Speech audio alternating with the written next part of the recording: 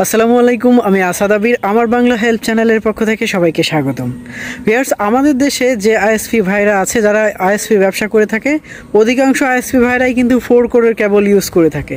তবে বেশ কিছু আইএসপি রয়েছে যারা একটু বড় আইএসপি, তারা কিন্তু মেসেঞ্জার কেবল ইউজ করে থাকে। এছাড়াও যেসব আইএসপি মেসেঞ্জার কেবল ইউজ করে না, সেসব আইএসপিতে যেসব টেকনিশিয়ানরা কাজ করে, তারা কিন্তু মেসেঞ্জার কেবল কীভাবে প্রসেস করতে হয় সেই বিষয়টা জানে না। সুতরাং সেই সব জায়গা থেকে আমাকে অনেক ভাই প্রশ্ন করেছে যে ভাই কিভাবে, অনেক ভাই অনুরোধ করেছে যে ভাই একটা মেসেঞ্জার কেবল কিভাবে প্রসেস করতে হয় সেই বিষয়টা যদি একটু দেখাতেন তাহলে উপকৃত হতো। তো তাদের কথা মাথায় রেখে আজকের ভিডিওতে একটা মেসেঞ্জার কেবল কিভাবে প্রসেস করতে হয় সেই বিষয়টা নিয়ে একটা ভিডিও করার চেষ্টা করেছি। আশা করছি ভিডিওটি যদি শেষ পর্যন্ত দেখেন তাহলে এই বিষয়ে একটা ক্লিয়ার ধারণা পেয়ে যাবে। ওয়েলকাম ব্যাক বন্ধুরা, এই হচ্ছে একটি মেসেঞ্জার কেবল। তো এই মেসেঞ্জার কেবলটি এখন আপনাদেরকে আমি প্রসেস করে দেখাবো। একটা মেসেঞ্জার কেবলের দুটি পার্ট থাকে, একটি হচ্ছে মেসেঞ্জারের পার্ট বা জিআইয়ের পার্ট এবং একটি হচ্ছে অপটিক্যাল ফাইবার। তো আপনারা দেখতে পাচ্ছেন যে একটা জিআইয়ের পার্ট এবং অপরটি হচ্ছে অপটিক্যাল ফাইবার। তো আমাদেরকে প্রথমে যেটি করতে হবে সেটি হচ্ছে এই মেসেঞ্জার কেবল থেকে জিআইয়ের যে অংশ আছে সেই অংশটা আলাদা করতে হবে। তো আমরা ঠিক এই যে মাঝখানের কেবলের মাঝ বরাবর একটা নাইফ দিয়ে জিআইয়ের অংশটুকু আলাদা করে নিব। আপনারা দেখতে পাচ্ছেন যে আমরা জিআইয়ের যে অংশ ছিল সেই অংশটুকু আলাদা করে নিচ্ছি। তো এই যে জিআই, এই জিআইটা কিন্তু আমাদের ফাইবারটাকে আপনার ইলেকট্রিক পোলের সাথে ফিক্স করতে সহায়তা করে। তো এই জিআইটা আমরা এখন আলাদা হয়ে গেলে আমরা একটা বোল্ট কাটার দিয়ে এই জিআইটা কেটে নিব। আপনারা দেখতে পাচ্ছেন যে আমাদের জিআইটা কিন্তু আলাদা হয়ে গেছে। আমরা এই জিআইয়ের অংশটুকু একটা বোল্ট কাটার দিয়ে কেটে নিচ্ছি। তো এই ক্ষেত্রে আপনারা বোল্ট কাটার অথবা অন্য যে কোনো কাটার ব্যবহার করতে পারেন। তো আমরা বোল্ট কাটার দিয়ে কাটছি। তো এরপরে যেটা করব সেটা হচ্ছে আমাদের ফাইবারের যে অংশ রয়েছে, এই ফাইবারের অংশে একটা মোটা জ্যাকেট রয়েছে। তো সেই জ্যাকেটটা কেটে আমরা কোর বের করার চেষ্টা করছি। তো জ্যাকেটটা কাটতে হলে একটা নাইফ প্রয়োজন, যেহেতু একটা শক্ত একটা জ্যাকেট এবং ভিতরে একটা স্টিলের আর্মার রয়েছে, সুতরাং নাইফ দিয়ে ভালো করে ফোর্স দিয়ে আমাদেরকে এই জ্যাকেটটা কাটতে হবে। আপনারা লক্ষ্য রাখবেন যে কাটতে গিয়ে যেন এই জ্যাকেটটা কাটতে গিয়ে যেন কোর না কেটে যায়। আমাদের যেহেতু আর্মার রয়েছে সেহেতু আমাদের সেরকম কোনো রিস্ক নেই।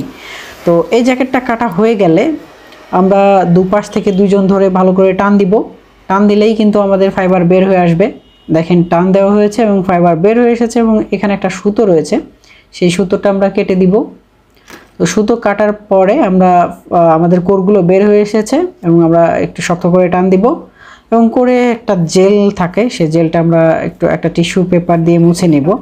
তো আমরা দেখতে পাচ্ছি যে আমাদের ফাইবার থেকে মেসেঞ্জার কেবল থেকে কিন্তু ফাইবার বের হয়ে গেছে। একটা কথা বলতে ভুলে গেছি, সেটা হচ্ছে এই যে 12 কোরের মেসেঞ্জার ফাইবার, এটা কিন্তু আমরা একটা টিজে বক্সের মধ্যে টার্মিনেশন করব। তো 12 কোরের মেসেঞ্জার ফাইবার, যে কোনো মেসেঞ্জার ফাইবারই আপনার ক্লোজারে ইউজ করতে হয়। তো আমাদের দেশে বেশিরভাগ 12 কোরের মেসেঞ্জার ফাইবারগুলো টিজে বক্সের টার্মিনেশন হয়। তো আমরাও টিজে বক্সে টার্মিনেশন করব। সেজন্য যেটা করতে হবে সেটা হচ্ছে আমরা যে জিআইটা কেটেছি সেই জিআই থেকে 4 ইঞ্চি বাড়তি রেখে ফাইবারের জ্যাকেটটা কাটতে হবে। আপনারা দেখতে পাচ্ছেন যে আমরা কিন্তু প্রায় 4 ইঞ্চি বাড়তি রেখেছি। এটা কেন কাটতে হবে সেটা টিজে বক্সের মধ্যে যখন এই ফাইবারটা টার্মিনেশন করব, ঢোকাবো, তাহলে বুঝতে পারবেন।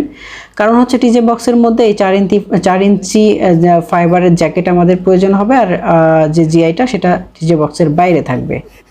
তো এরপরে জ্যাকেটের এই বাড়তি অংশটুকু একটু নাইফ দিয়ে চেঁচে নিতে হবে, একটু চিকন করতে হবে, কারণ এটা যেহেতু টিজে বক্সের মধ্যে ঢুকবে সেজন্য এই মাথাটুকু একটু চিকন করে চেঁচে নিতে হবে, তা না হলে কিন্তু টিজে বক্সের মধ্যে এটা ঢুকবে না। তো চাচার জন্য আমাদেরকে একটু সাবধানতা অবলম্বন করতে হবে যেন ফাইবারে না লেগে যায়। তো এরপরে আমরা যেটা করছি সেটা হচ্ছে এই যে জিআইয়ের অংশটুকু, এই অংশটুকু কিন্তু টেপ দিয়ে টেপিং করে দিচ্ছি। কারণ অনেক সময় যেটা হয় সেটা হচ্ছে আমাদের পোলে, যেহেতু ইলেকট্রিক পোলে ফাইবারগুলো ফিক্সিং করা থাকে, আর ইলেকট্রিক পোলে কিন্তু এই জিআই ফিক্সিং করা থাকে, সেহেতু অনেক সময় বৃষ্টি হলে এই জিআইয়ের সাথে একটা ইলেকট্রিক শর্ট সার্কিট থাকতে পারে, সেটা হালকা পাতলা। এবং আমরা যখন এই টিজেগুলো নামিয়ে কাজ করব তখন এই শর্টটা যেন আমাদের আর না লাগে, সেজন্য আমরা এই জিআইয়ের অংশটুকু আমরা হচ্ছে টেপিং করে দিচ্ছি।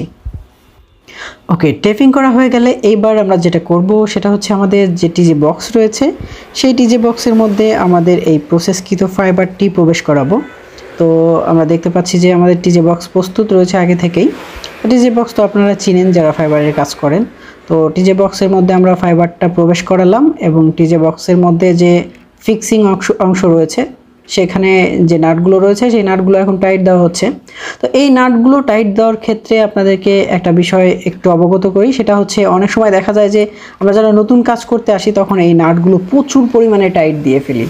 হিউজ পরিমাণে টাইট দিয়ে দেওয়ার ফলে যেটা হয় সেটা হচ্ছে এই ফাইবারগুলো কিন্তু প্রচুর টাইট থাকে এবং ফাইবারের যে জ্যাকেট রয়েছে সেই জ্যাকেট ভেদ করে আমাদের যে কোরগুলো রয়েছে ফাইবারের সেই কোরের উপরে প্রেশার পড়ে, সেক্ষেত্রে এখানে কিন্তু একটা অদৃশ্য লস থাকতে পারে।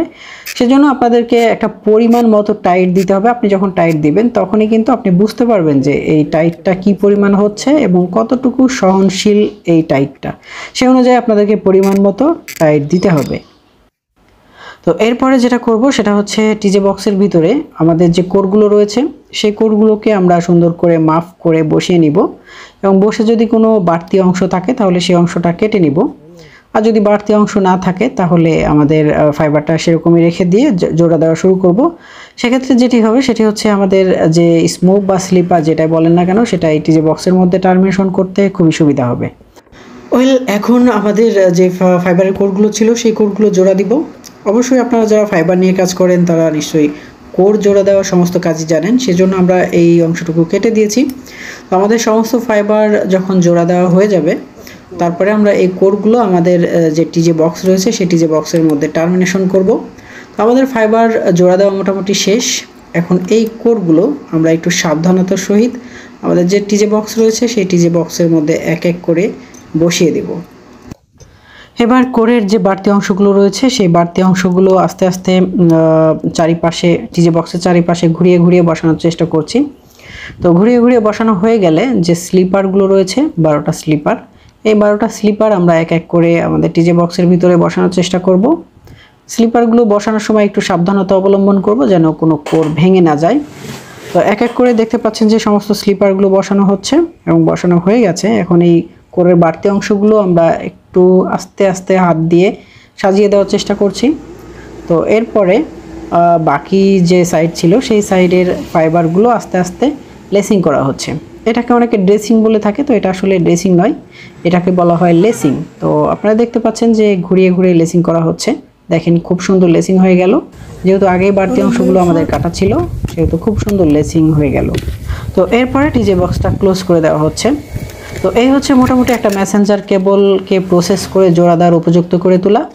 তো কাজটা খুব কঠিন নয় আবার খুব সহজও নয়। তো আশা করছি ভিডিও থেকে একটা মেসেঞ্জার কেবল কীভাবে প্রসেস করতে হয় সেই বিষয়টা আপনারা জেনে গেছেন কিংবা বুঝে গেছেন। তো ভিডিওটি ভালো লেগে থাকলে অবশ্যই কিন্তু চ্যানেলটা সাবস্ক্রাইব করতে ভুলবেন না, আর পাশে থাকা বেল বাটনটি অবশ্যই বাজিয়ে দিবেন পরবর্তী ভিডিওর নোটিফিকেশন পাওয়ার জন্য। শেষ করছি আজকের মতো এখানে, দেখা হচ্ছে অন্য কোনো একদিন অন্য কোনো একটা ভিডিওতে।